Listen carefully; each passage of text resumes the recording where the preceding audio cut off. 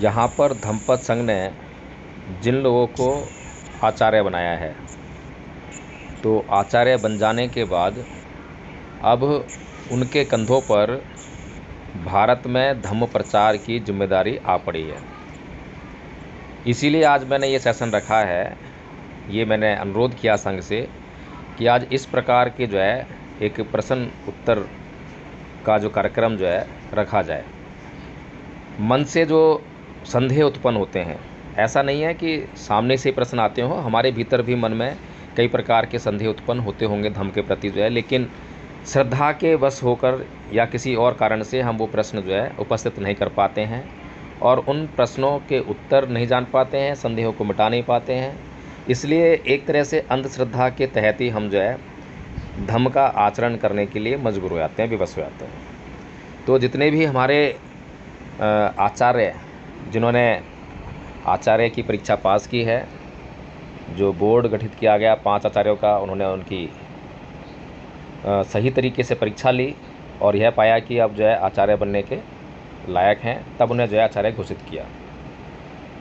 तो अब जो प्रचार की जिम्मेदारी आ पड़ी है, जब समाज में निकलेंगे मतलब निकलते तो रोज़ ही हैं, अब उस विशेष उद्देश्य को मन में बैठा कर निकलेंगे और उस तरीके से हम चर्चा करेंगे। जब भी चर्चा करेंगे तब जो है सामने से भी प्रश्न आएंगे, तो उन प्रश्नों का हम किस तरह से जवाब दें, यह प्रत्येक आचार्य को सीखना चाहिए, आना चाहिए।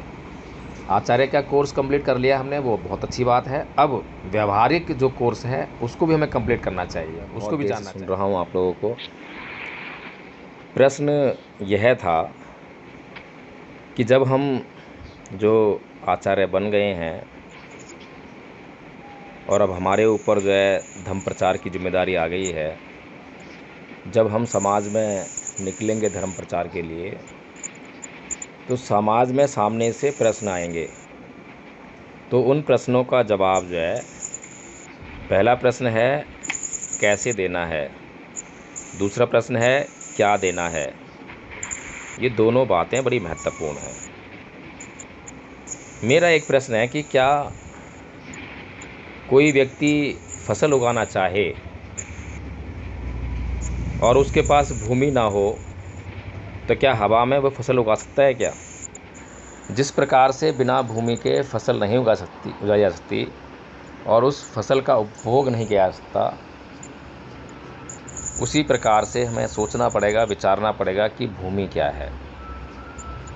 हमने 44 मिनट तक जो है एक आदमी को बुद्ध का धम्म दूसरे धर्मों से कैसे भिन्न है, यह बताने का प्रयास किया।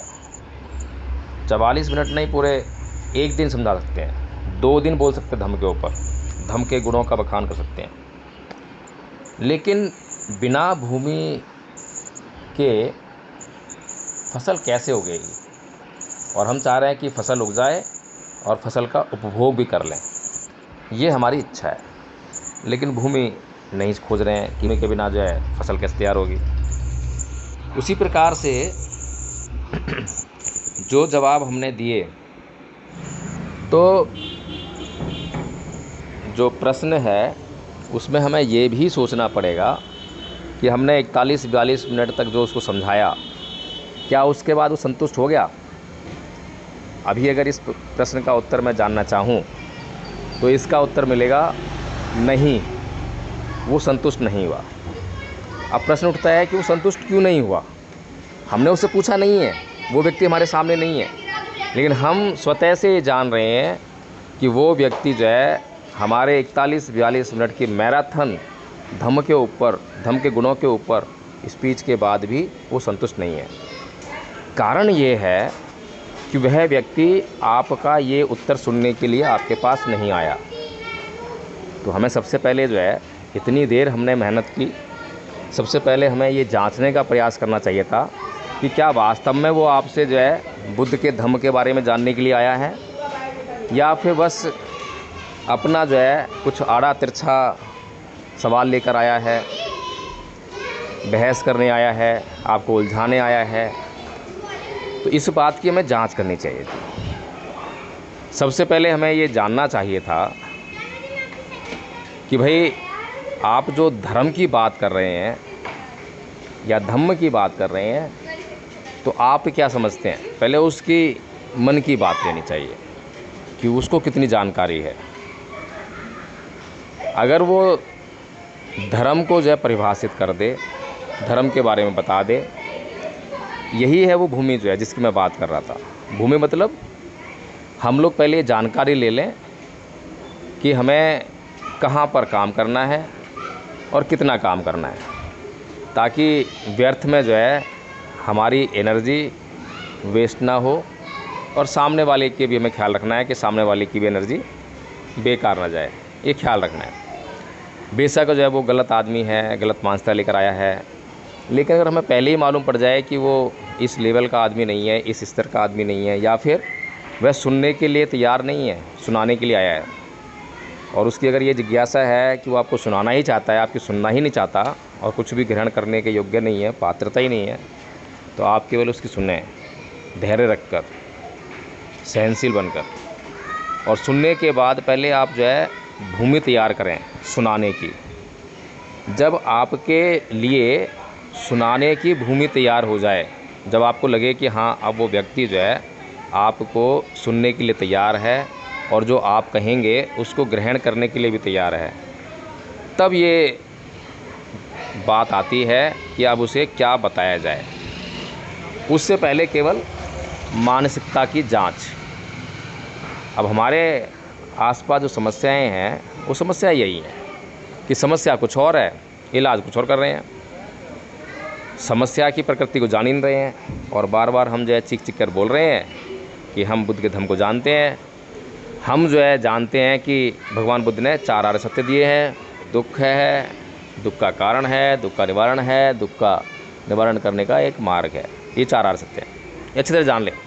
लेकिन बार बार जो है हम समस्याओं को हल क्यों नहीं कर पा रहे हैं, अपने समाज में सुख शांति और समृद्धि को क्यों नहीं स्थापित कर पा रहे हैं, क्या कारण है, उस पर हम जो है चर्चा नहीं कर पा रहे हैं, समझ नहीं पा रहे हैं। कारण सिर्फ एक ही है, मैं बार बार बताता आया हूँ, क्योंकि हमारी जो दृष्टि है वो सम्यक दृष्टि नहीं है। सम्यक दृष्टि नहीं मतलब वो जो नाना प्रकार के विकारों से बाधित है। अब नाना प्रकार के विकारों से अगर हमारी दृष्टि बाधित है तो जो चीज़ जैसा है उसको हम वैसा नहीं देख पा रहे, उसके यथार्थ स्वरूप को नहीं देख पा रहे हैं। हम खाली जो विकारों से युक्त चित्त है, जो हमारी इंद्रियां हैं, जो हमारे सामने वो जो दृश्य प्रस्तुत कर रही हैं वही देख पा रहे हैं, लेकिन हमारे जो चित्त में शुद्धता ना होने के कारण जो है जो यथार्थ है उससे हम बहुत दूर हैं। तो इसलिए हम जब समस्या की मूल प्रकृति को नहीं समझ पाएंगे तो हम निदान कैसे दे पाएंगे।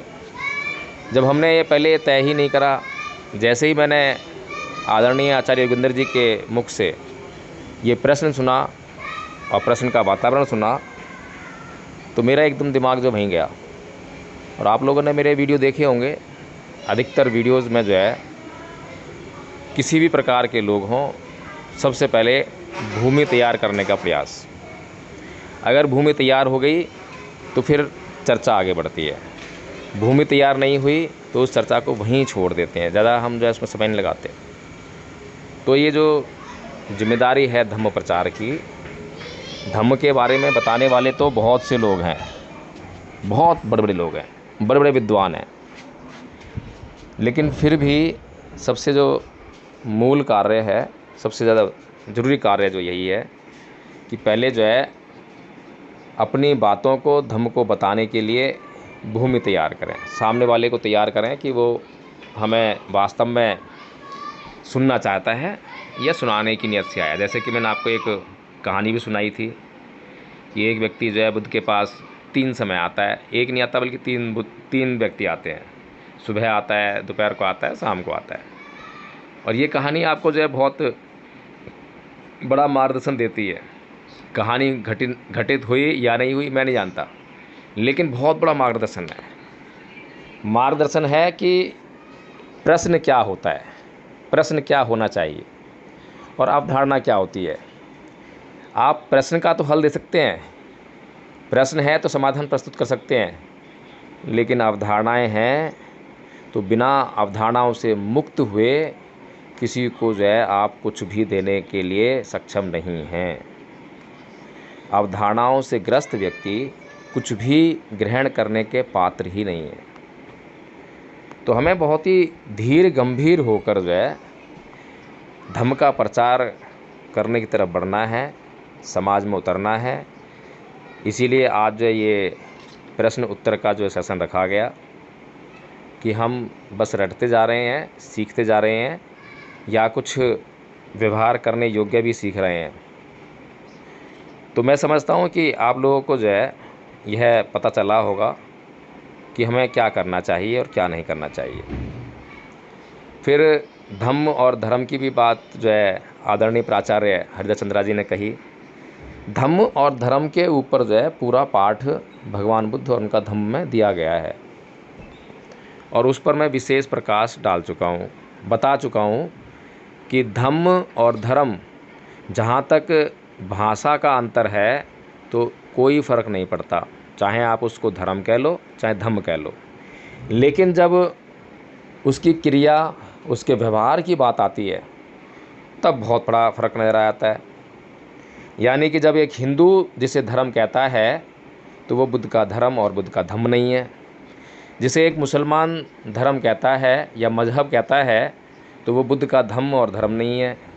एक ईसाई जिसको रिलीजन कहता है, धर्म कहता है, तो वो बुद्ध के लिए जो है धर्म या धम्म नहीं है।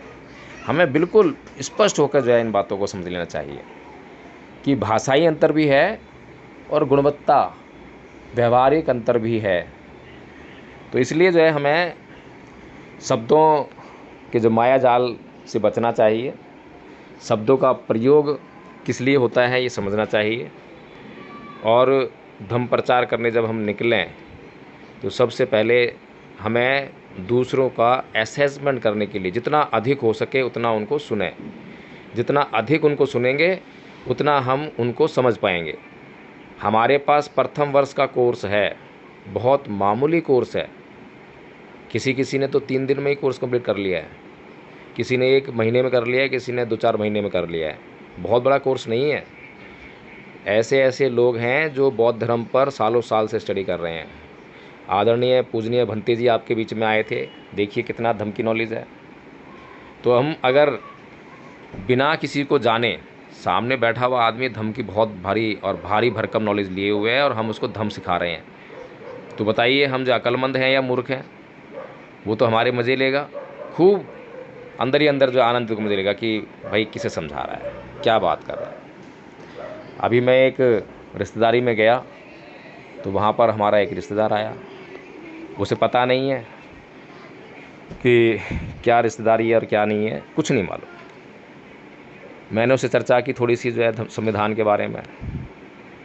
मैंने आर्टिकल 21 के बारे में चर्चा करी। भाई आर्टिकल 21 जो है कुछ बातें करता है, तो बोलता है कि आपको क्या पता आर्टिकल 21 क्या है। अब मैं क्या जवाब देता उसका जो है।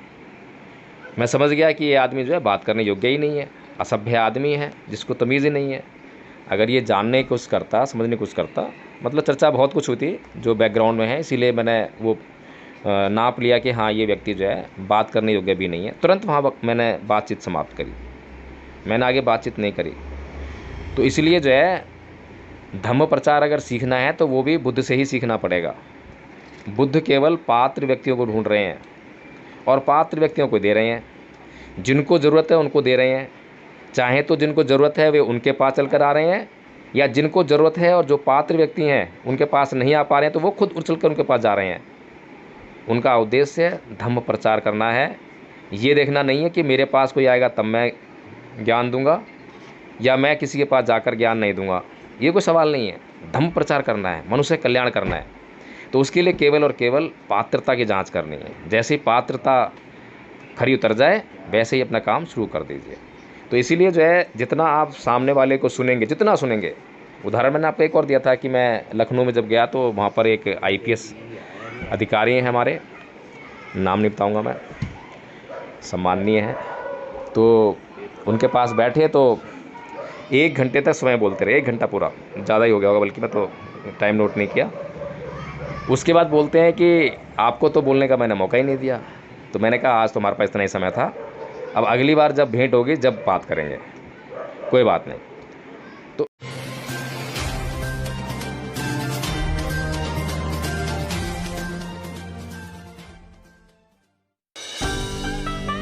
बदलाव कर पाया हूँ और अपने जीवन के साथ साथ अपने परिवार के सदस्यों का भी बदलाव कर पाया हूँ। ये केवल जो है धम्म सत्संग के माध्यम से हो पाया है और बहुत अच्छा, जिस तरीके से मैं भी चाहता हूँ कि जिस तरीके से मैंने अपना परिवर्तन किया, अपने परिवार का किया है अपने जीवन में, और ये परिवर्तन जो एक वैज्ञानिक दृष्टिकोण की तरफ है, तो इसी तरीके से मैं भी चाहता हूँ कि और लोगों के भी जीवन से जो चाहते हैं कि हमें अपने जीवन में बदलाव करना है, तो हम उन्हें ढूंढें और उनके जीवन में परिवर्तन करने का प्रयास करें। वकील साहब जी है, वकील साहब जी ने पढ़ाई की है और उनको बोलने का भी बहुत अच्छा तजुर्बा है। हमसे ज़्यादा सीखे हैं, हमसे ज़्यादा जानकारी हासिल है। हमने जो शब्द रखे शॉर्ट में रखे, जानो छानो मानो, वो गलत नहीं है और छोटे शब्दों में कोई समझ नहीं पाता। इसीलिए आदरणीय वकील साहब जी बहुत सारी बातें रख करके समझाने का प्रयास करते हैं, बताने का प्रयास करते हैं। इसी वजह से लोग समझ जाते हैं, और हमने शॉर्ट में बताना चाहे तो नहीं समझ पाए जी। किया गया था और मेरे सामने भी आया था, लेकिन मैंने हर संभव प्रयास किया, क्योंकि धम्म सत्संग के माध्यम से जो भी मैंने अभी तक सीखा है उसके अकॉर्डिंग मैंने उत्तर देने का प्रयास किया उन्हें। लेकिन फिर भी मैं उस प्रश्न को आपके समक्ष रख रहा हूँ जो उन्होंने किया था मुझसे। एक वीडियो देखने के बाद में उन्होंने, आदरणीय वकील साहब जी की वीडियो देखने के बाद में मेरे पास कॉल किया था और बहुत गुस्से में उन्होंने जो ये प्रश्न किया था कि आप ऐसी बातें फैलाते हैं, और तो मैं उस प्रश्न को रखता हूँ। उन्होंने प्रश्न किया था कि बौद्ध धर्म जो है और धर्मों से अलग कैसे है, लेकिन मैंने उन्हें जवाब दिया था कि हम जो बौद्ध धर्म है वो साइंटिफिक तरीके से वैज्ञानिक दृष्टिकोण पर जो है बात करता है, किसी आडंबर को मानने के लिए बाधित नहीं करता है। वो हम जो है इसमें समझाने का ये प्रयास करते हैं कि आप उस बात को तब मानिए जब आप उसे ठीक समझें। मैंने इस तरीके से उन्हें जवाब देने का प्रयास किया था, लेकिन फिर भी वो बहुत ज्यादा उसमें गुस्से में थे। लेकिन मैं जितना मुझसे हो सका मैंने जवाब दिया। लेकिन मैं चाहता हूँ आप सब आदरणीय आचार्य एक बार मार्गदर्शन करें इस पर कि कैसे हम जो है, यदि इस तरीके की कॉल आती है तो कैसे उनका जो है जवाब दें हम। जी, मैंने अपनी बात रखी। आचार्य राम भाव जी कांडे जय, आप बताएं प्राचार्य जी। जी बहुत बहुत साधुवाद। आपका बहुत महत्वपूर्ण प्रश्न है और सबका जो है कहीं न कहीं इसका सामना करना पड़ेगा। जो फील्ड में जाते हैं उनको करना पड़ता है। तो मैंने इस प्रश्न का उत्तर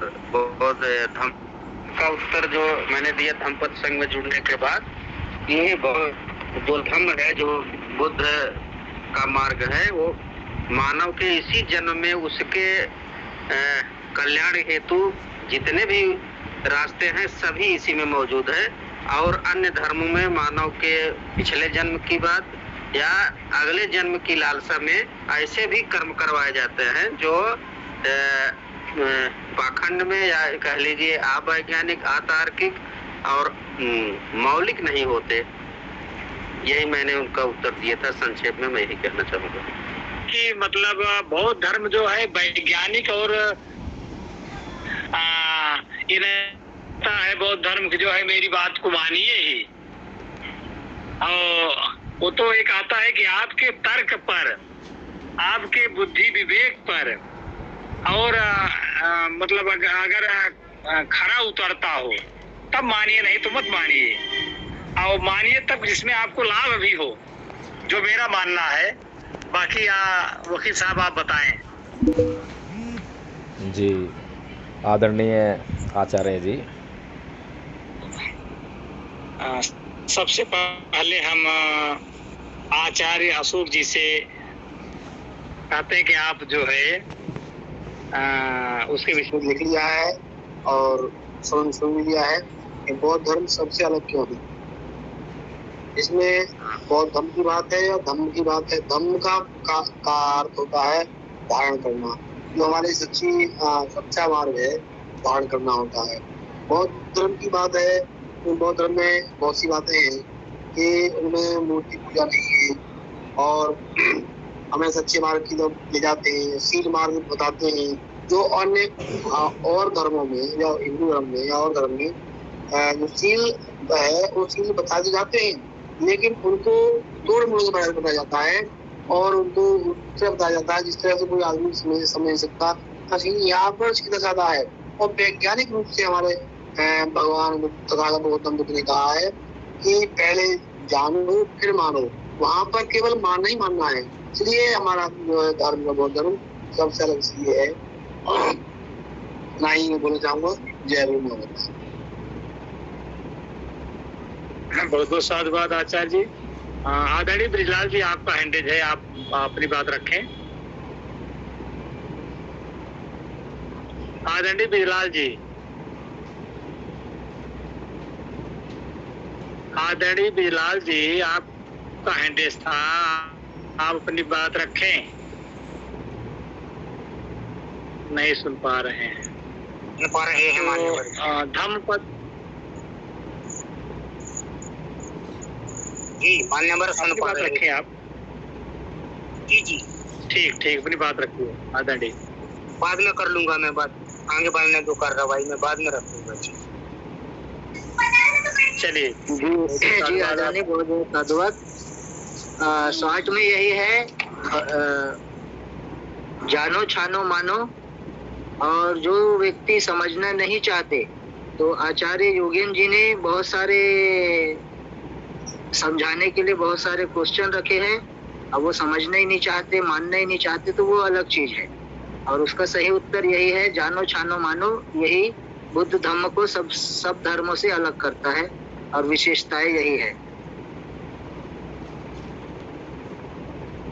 जो समझना नहीं चाहते उनको आचार्य योगेन जी ने समझाने का बहुत प्रयास किए। वो बहुत गुस्से में थे, इसीलिए कोई बात को मानना नहीं चाहते। और जानो छानो मानो ये स्पेशल विशेषता है। जी बहुत बहुत साधुवाद। चलिए आचार्य जी, बहुत बहुत साधुवाद। आदरणीय आचार्य प्रवेश जी,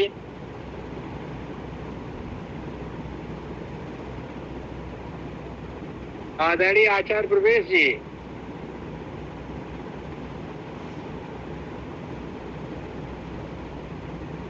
आदरणीय आचार्य प्रवेश जी। जी आदरणीय जी,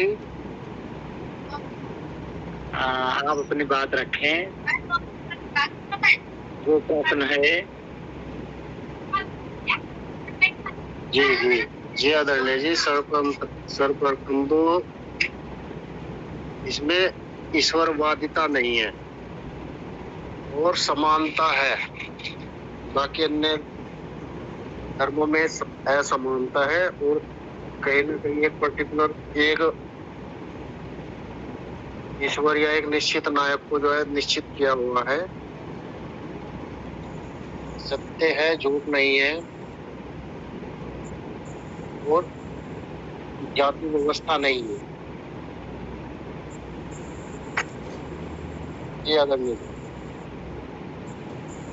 चलिए बहुत बहुत साधुवाद आचार्य जी आपको। आदरणीय आचार्य अरुण जी,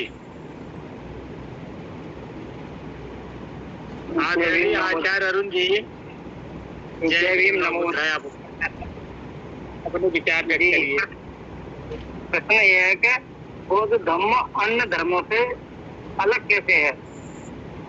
जहाँ तक हम समझ पाए हैं, बौद्ध धर्म मतलब अपने जो आचरण है व्यक्ति के, उनको शुद्ध करने पर जोर देता है। जो व्यक्ति के आचरणों में कमी है, सर्वप्रथम वो एक अच्छा इंसान बनने पर मजबूर करता है। अपने धर्म के जो भी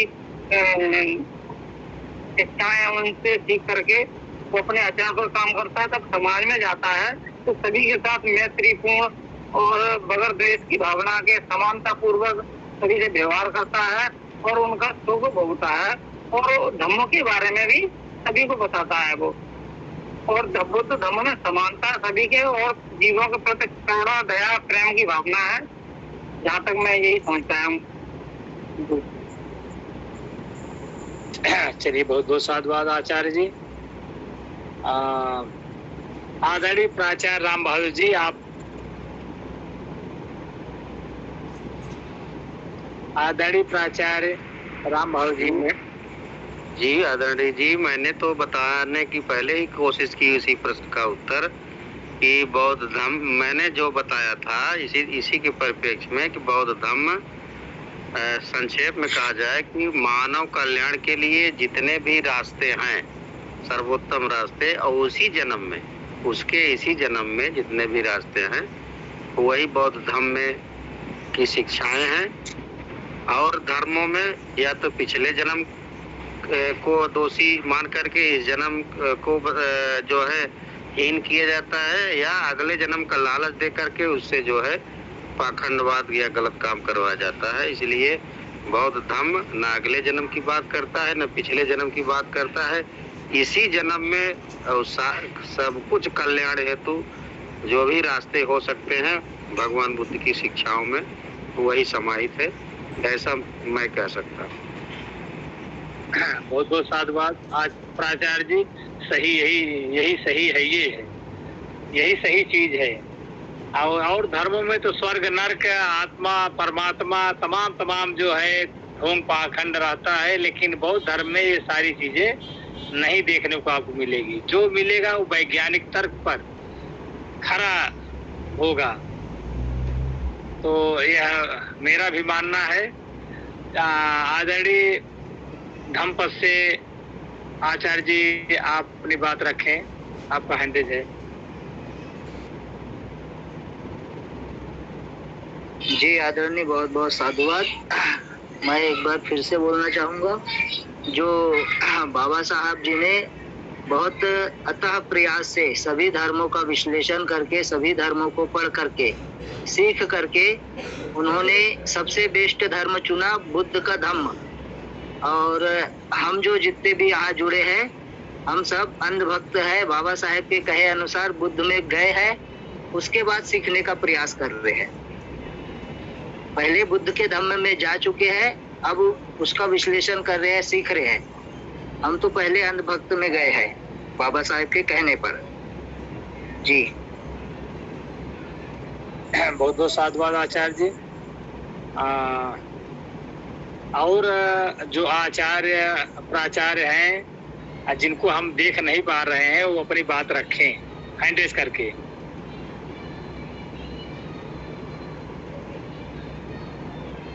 आदरणीय आचार्य प्राचार्य जी जो अपनी बात रखना चाहते हैं हैंड रेज करके रखें, क्योंकि जितने लोग हमको दिखाई दे रहे हैं, सबसे मैंने आदरणीय प्राचार्य जी आप आ गए हैं।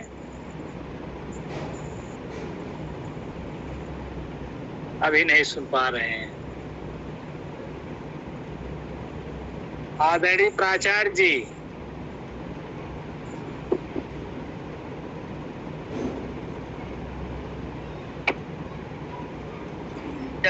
बोले, आदेश करें। हाँ प्राचार्य जी, बौद्ध धर्म अन्य धर्मों से अलग है, उसके विषय में आप बताइए। प्रश्न में पुनः दोहराएं आदरणीय। बौद्ध धर्म अन्य धर्मों से कैसे अलग है, उसके विषय में आप बताएं, अपनी बात रखें। जी आदरणीय, तो सबसे पहले तो मैं ये कहना चाहता हूँ कि बौद्ध धर्म ही नहीं है, बौद्ध धम्म है, मार्ग है, रास्ता है। ये धर्म तो बिल्कुल नहीं है। हाँ, ये बात और है कि ये जो रास्ता है, ये जो पथ है, जिस रास्ते पे जिसको बौद्धिस्ट कहते हैं, वो जो चलते हैं, बहुत उच्च मार्ग है, अच्छा मार्ग है। और इसमें समानता की बात आती है, विषमता तो बिल्कुल नहीं है। तो मैं यही कहना चाहूंगा कि बौद्ध दो धर्म नहीं है, ये रास्ता है, धम्म है, जिस पर चलना, जो चलता है इस धम्म पे, इस रास्ते पे, उसका कल्याण होता है। वो जो जिसको हम मानव कहते हैं, उसमें मानवता जो होती है वो आती है। अब वो मानवता क्या होता है, इस चीज को समझ पाता है। तो तथागत ने कोई धर्म का आविष्कार नहीं किया है, वो धम्म, एक रास्ता, एक मार्ग जो बताया है, जिस मार्ग में चल के सभी अपना कल्याण कर सकते हैं। प्राणी मात्र जो है, जो मनुष्य है, वो अपना कल्याण कर सकते हैं और करते हैं। इसलिए इसको अभी कुछ दिन पहले जो महानुभाव जुड़ते थे, वो धम्म उनके मुंह से मैंने नहीं सुना। जब भी कहे तो बौद्ध धर्म ही उनके मुंह से सुना मैं। जबकि बौद्ध धर्म नहीं होता है, धर्म और धम्म में अंतर होता है।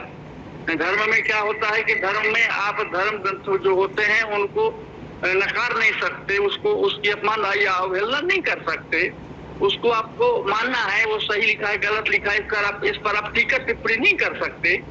लेकिन जो धम्म होता है, ये एक वैज्ञानिक टेम्परामेंट जो इंक्रेज करने की बात करती है, अपने सोच को आगे ले जाती है, अपने सोच को अग्रसर करने की बात,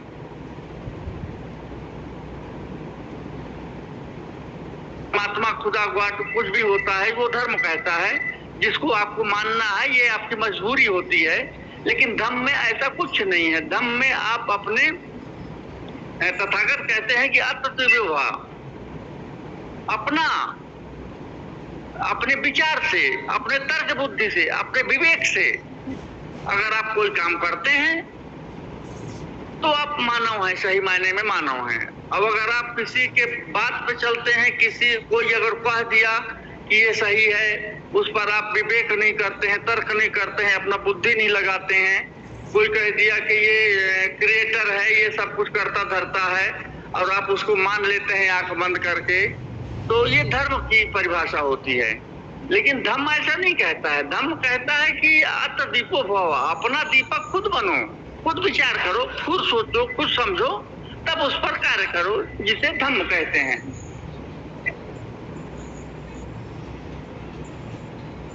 तो धम्म और धर्म जो होता है, तो धम्म तो सर्वोपरि है। धर्म, कोई धर्म कुछ सिखाता है, कोई धर्म किसी को मार काट की बात करती है, कोई धर्म किसी को ऊंच नीच की बात करती है, कोई धर्म छुआछूत की बात करती है।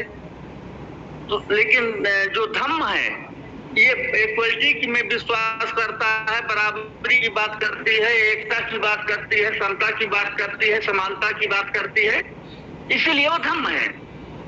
लेकिन धर्म में एकता नहीं पाई जाती है, समानता नहीं पाई जाती है, समता का कहीं नामो निशान नहीं होता है, जिसे धर्म कहते हैं, जिसे थोपा जाता है, जिसे अपने विचार से आप काम नहीं कर सकते, अपने विवेक से आप काम नहीं कर सकते, जिसको धर्म कहते हैं।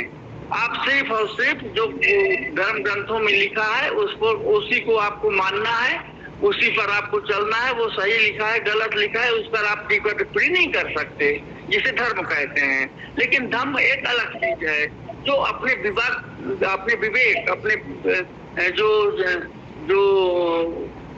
जो अपनी शिक्षा दीक्षा के आधार पर आपका क्या विचार, क्या बनता है, अपने क्या सोचने की क्षमता होती है, इस पर तर्क वितर्क करके, और उस पर जो आप काम करते हैं, उस पर जो आप चलते हैं, उसको जो अमल कहते हैं, उसे धम्म कहते हैं।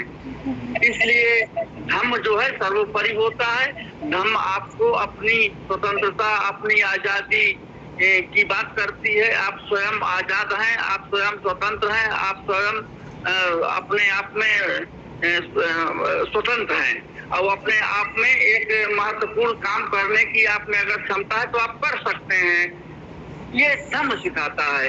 इसलिए धम्म सर्वोपरि होता है। इसीलिए तथागत ने धर्म की बात नहीं कही है, धम्म की बात कही है। कि आप अपना काम स्वयं करो, अपना दीपक स्वयं बनो, अपना रास्ता स्वयं चुनो। आपको कोई बता सकता है, कह सकता है, दिखा सकता है, लेकिन चलना है आपको पड़ेगा, उस पर कार्य करना है आपको पड़ेगा, जिससे आपको कल्याण हो। जी बहुत बहुत साधुवाद, बहुत बहुत आभार, धन्यवाद। बहुत बहुत साधुवाद आचार्य जी, आपने बहुत अच्छी बात बताई। आदरणीय ब्रिजलाल जी, आपका हैंडेस था, आप अपनी बात रखें। जी जय भीम, नमो बुद्धाय सभी आचार्य प्राचार्य धम्म साथियों को। जी आपो दीपो भवा। जी तो यह जो प्रश्न था कि आपो दीपो भवा, स्वयं को सक्षम इतना होना चाहिए कि कोई भी व्यक्ति अगर प्रश्न कर रहा है तो उसका निराकरण शायद वहीं का वहीं कर देना चाहिए जो बुद्धिस्ट है। और अगर संग में बात आ गई है तो कोई बात नहीं। भगवान बुद्ध की अनुकंपा कहती है कि हिंदू, मुस्लिम, सिख, ईसाई जो चार धर्म बताए गए हैं, सभी भाई भाई बताए गए हैं। अभी इसमें बुद्ध धर्म का कोई नाम नहीं है। तो ये जो चारों धर्म हैं, हिंदू, मुस्लिम, सिख, ईसाई, तो सबने अपने धर्म में, अपने धर्म में एक अवतार का रूप बताया है कि मुस्लिमों में फलाने मसीहा, फलाने पैगंबर, फलाने महबूब आएंगे और वो फलाने फलाने के उत्तराधिकारी हैं। मैं ज़्यादा तो नहीं जान पाता हूँ, मेन बात को पकड़ता हूँ। ऐसे ही हिंदुओं में मेरे फलाने के अवतार, फलाने भगवान, ऐसे ही सिखों में, ऐसे ईसाई। तो हमारा जो बुद्ध धर्म है, इसमें भगवान बुद्ध कहते हैं, मैं एक माता पिता से जन्मा एक मनुष्य, एक इंसान हूँ, मैं कोई अवतार नहीं हूँ। जो अवतार होने वाले ही पढ़ पा रहे हैं कि उसमें हिंसा ना करना, राग ना करना, द्वेष ना करना, चोरी ना करना, ये तो बातें धम्म में हैं, लेकिन मेन मुख्य बातें हैं जो शायद यही है जो अवतार बताते हैं, भगवान बताते हैं। वह धम्म और धर्म का भेद नहीं समझ सकते। तो मैं अपनी वाणी को विराम देने जा रहा हूँ, क्योंकि बातें तो इसमें बहुत हैं। इसमें भगवान बुद्ध कहते हैं, चाहे कोई कितना भी अपराधित करने की कोशिश करे, उसके लिए अपन किसी भी प्रकार से ताड़ना यानी दंडित नहीं कर सकते। अपने पास मात्र एक ही चीज है, क्षमा। तो क्षमा करना ही इस धर्म में सिखाया गया है। बाकी अन्य धर्मों में कोई क्षमा गति नहीं है, कोई किसी भी प्रकार की रुकने वाली स्थिति नहीं है। मैं अपनी वाणी को विराम दे रहा हूँ। मैंने तो यही समझा है कि जय। चलिए बहुत बहुत साधुवाद। आदरणीय धम्मपद से आचार्य जी बोले, अपनी बात रखें। जी आदरणीय जितने जब जुड़े हुए सदस्य आदरणीय आचार्य प्राचार्य जी ने जो सुझाव रखे हैं, उनमें आचार्य योगिन जी से जानना चाहूंगा, कहाँ पर आपको संतुष्टि मिली या कहीं पर संतुष्टि नहीं मिली। तो आगे वकील साहब जी अपनी बात रखेंगे। इसके पहले हम आचार्य आचार्य विकास मिश्राम जी, आपको अपनी बात रखने के लिए कहा गया था, लेकिन आपने तो संचालन शुरू कर दिया। ये जो कि संघ की जो नियम है उसके अनुरूप नहीं है। कृपया संचालक महोदय से माफ़ी मांगें आप जो इस बात के लिए। आपको जो प्रश्न रखा गया है, जो आचार्य योगेंद्र जी ने संघ के सामने उपस्थित किया है, उस प्रश्न का उत्तर देने के लिए आपको कहा गया है। संचालन तो ऑलरेडी आचार्य ओम प्रकाश जी कर रहे हैं। जी आदरणीय जी, मैं संचालक जी से माफी मांगता हूं और मैंने अपनी बात रखा है हैंड रेस करके। जी बहुत बहुत साधुवाद। चलिए बहुत बहुत साधुवाद। आदरणीय आचार्य प्रेम नारायण जी अपनी बात रखें।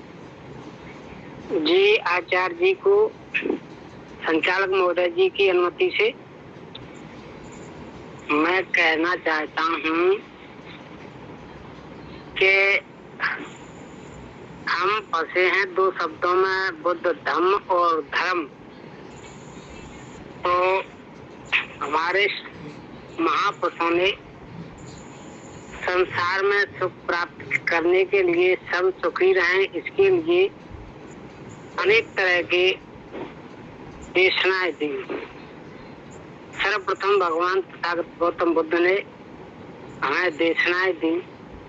उन्होंने पहले तो खुद पे अभ्यास किया, खुद पे अभ्यास करने के बाद उन्होंने वो वहां तक पहुंचे जो उन्हें प्राप्त करना था। जो कुछ उन्होंने प्राप्त किया, उसके बाद उन्होंने संसार में सारे प्राणियों के लिए जो देशनाएं दी, वह तथागत बुद्ध का धम्म है।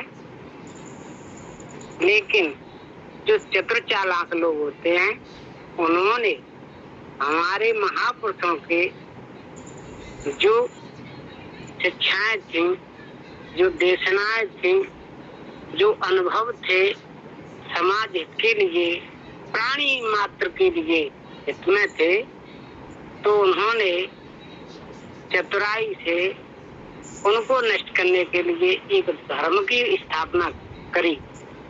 धर्म को स्थापित करके उन्होंने तमाम तरह के अनुष्ठान और क्रियाकलाप जैसे यज्ञ करना और तमाम प्रकार की जो अपने स्वार्थ के हित में उन्होंने रचनाएं की, हमारे महापुरुषों को काउंटर करने के लिए।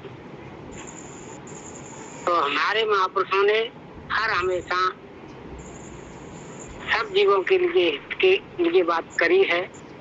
जो अन्य धर्म है, जैसे पहले बुद्ध धर्म ही था, उसके बाद हिंदू धर्म तो अगर बनो है, शायद है कि 1100 ईस्वी के समथिंग, अच्छा 700 800 900 ईस्वी के समथिंग से। उसके पहले ईसाई, उसको आज 2000 वर्ष हो गए। ईसाई, यहूदी और मुस्लिम, पारसी, जैन और तमाम प्रकार के जो धर्मों का एवोल्यूशन हुआ, निर्माण हुआ, जो पहले नहीं थे, जो बाद में जो चतुर चालाक लोग हैं उन्होंने किया।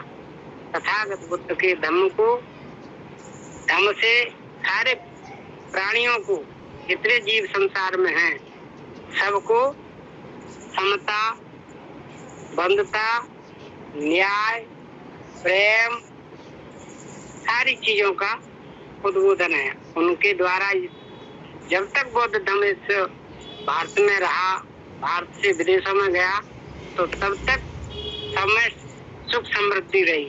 आज देखो वर्तमान स्थिति में जितने हिंदू धर्म के लोग हैं, मान रहे हैं, तो कई प्रकार के छलावा में पल रहे हैं।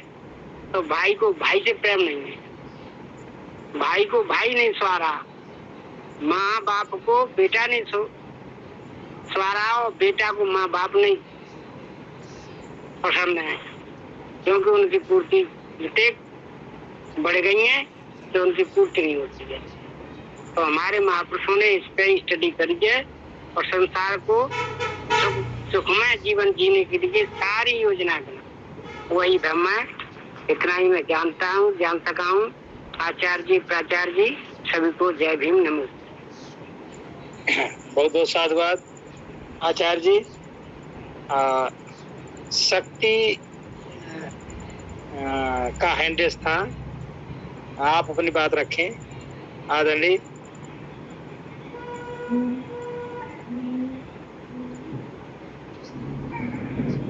आदरणीय शक्ति जी, आपका हैंडेस था, अपनी बात रखें।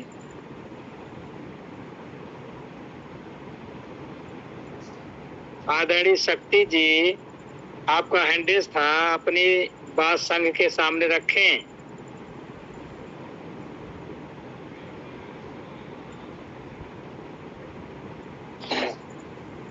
यदि किसी आचार्य को अपनी बात रखनी है तो अपनी बात रख सकते हैं हैंड रेज करके।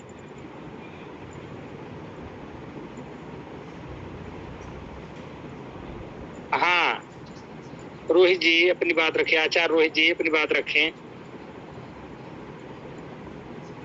जी, जय भीम नमो बुद्धाय सभी को। अच्छा प्रश्न उठाया है कि बौद्ध धर्म कैसे भिन्न है बाकी धर्मों से। तो धर्म और धम्म में तो प्राचार्य जी ने थोड़ा सा डेफिनेशन बता ही दिया कि धर्म क्या है और धम्म क्या है, लेकिन प्रश्न ये है कि भिन्न कैसा है। तो भिन्नता सिर्फ एक शब्द पे है इस तथागत के पूरे धम्म का, और दूसरे धर्मों का जो भिन्नता है सिर्फ एक शब्द पे है पूरी भिन्नता। अगर आप पूरा विश्लेषण करें और पूरा पढ़ ले, पूरी स्टडीज करें, तो सिर्फ एक शब्द भिन्न करता है जो कि बाकी धर्मों में आपको ढूंढने से भी नहीं मिलेगा, और वो है सिर्फ और सिर्फ विद्या, नॉलेज। तथागत का धम्म हमें नॉलेज देता है, हमें ऐसे अंधकार से निकालने के लिए प्रेरणा देता है और शक्ति देता है कि वो कहता है कि जो आप देख रहे हो, जिसको आप जान रहे हो, वो सच नहीं है। इससे भी आगे तुम्हें जानने के लिए अपने आप को तैयार करना होगा। और उन सारी की सारी मिथ्या दृष्टि, मिथ्या मान्यताएं, मिथ्या रीति रिवाज जो हजारों परंपरा से ये धर्म जो चलाते आ रहे हैं और ढोते आ रहे हैं, ईश्वरवाद, पुराण, पंडितवाद, इन सारी चीजों को नकार के हुए तथागत ने जो समझाया, वो समझाया कि इस संसार में सब अनित्य है।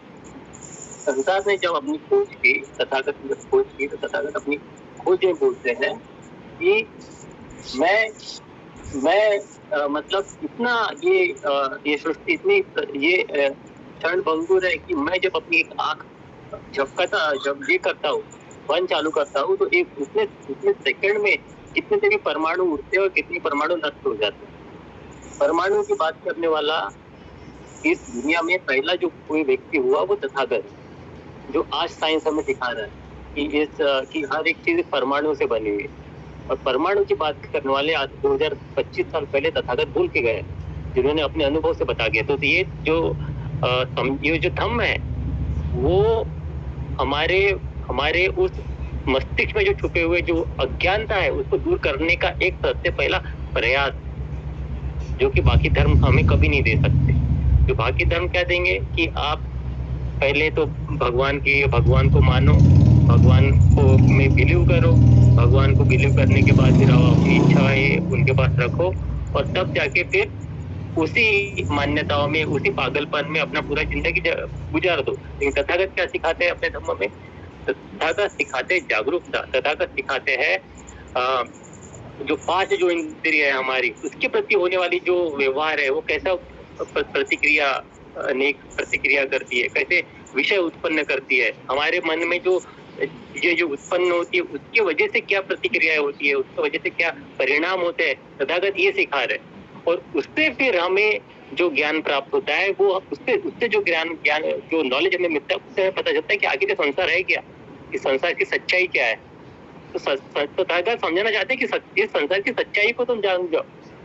अगर हम इस संसार की सच्चाई को हम जान गए तो अपने आप अपने जीवन से, और जो भी जो बोलते हैं ना, ये जन्म चक्र का जो चक्र है, जो ये हमारे वैचारिक चक्र है, जो जन्म चक्र के भव चक्र में हम फंसे हुए हैं, तो ये जन्म चक्र के जो भव चक्र है या फिर अपने दुखों से निकल जाओगे तुम, अगर इस सच्चाई को तुमने जान लिया। तो तथागत का जो मार्ग है एक तरह से हमें अज्ञानता से ज्ञान की ओर ले जाने वाला मार्ग है। यही एक डेफिनेशन जो है, अज्ञानता से ज्ञान की ओर ले जाने वाला मार्ग, यही डेफिनेशन है जो पूरे के पूरे धर्म को रिप्रेजेंट करती है, जो कि बाकी के धर्म को नहीं करती। अगर आप देखिए, जो बाकी के धर्म आपको ज्ञान से अज्ञानता की ओर ढकेलेंगे, वो बोलेंगे कि नहीं आप ये उपवास करो, इस तरह का व्रत करो। क्रिश्चियनिटी में भी आप देखिए, आप फादर में बिलीव करो, बाद में फिर आपको भगवान ईश्वर चंगाई देंगे, तो आप कैसे प्रेयर्स करो, उसी में लोग लगे हुए हैं। आप मुसलमान लोगों में भी देखिए, और जूस है और सब लड़ाई झगड़े। तथागत का ऐसा धर्म है कि इन चीजों में बिलीव ही करने की बात नहीं करता है। वो करता है कि इन चीजों निकलो और सबसे पहले अपने ऊपर होने वाले जो अपनी आपके वैचारिक चीजों में जो चीजें हो रही है, आपके मन में जो चित्त में जो उत्पन्न हो रहा है, उसको आप जानो, उसको समझो, जागरूक होकर समझो, तब आप समझ पाओगे कि आखिर हो क्या रहा है, आखिर ये संसार बना कैसे और संसार में है क्या। तो ये जो खोज है, ये बहुत बड़ी खोज है जो तथागत ने करके दिखाया। तो ऋषि को समझना है अज्ञानता से ज्ञान की ओर का मार्ग, तो ये रिप्रेजेंट करता है और ये परिभाषित करता है तथागत ने।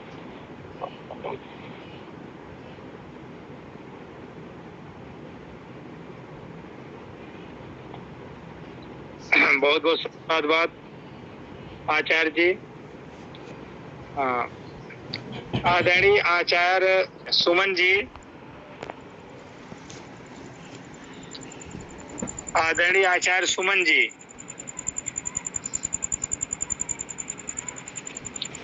आदरणीय आचार्य सुमन जी नहीं सुन पा रहे हैं। आदरणीय संघ नायिका जी, आदरणीय संघ नायिका नीरज जी,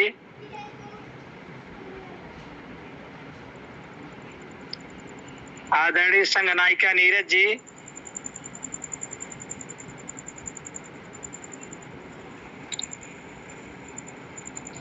जो भी आचार्य अपनी बात रखना चाहते हैं हैंड रेज करके अपनी बात रखें।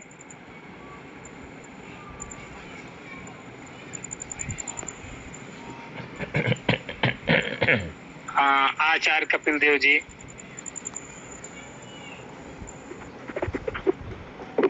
सभी को जय भीम, नमस्कार। मैं तथागत के मतलब ज्ञान के बारे में ये कहना चाहूँगा। हर एक चीज मतलब जो सोचने से हमें बुद्धि प्राप्त होती है, वही धम्म है। जो सही को सही दिखाता है वही धम्म। बस यही मैं कहना चाहूँगा। चलिए, बहुत बहुत साधुवाद।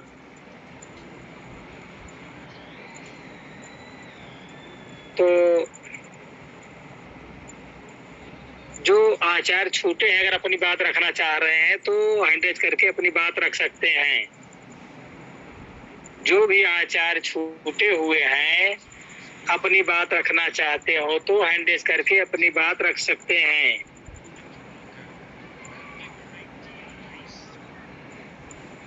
आदरणीय आचार्य अशोक जी। जी आचार्य जी, पंडित साहब है, उससे बात कर लीजिए। अब हमने सबने अपने विचार व्यक्त कर दिए हैं, पंडित साहब ने। ठीक, बहुत बहुत साधुवाद। आदरणीय वकील साहब जी, आप अपनी बात रखें, बताएं हम लोग को कुछ बात इसके विषय में। जी बहुत बहुत साधुवाद, धन्यवाद एवं आभार संघ का।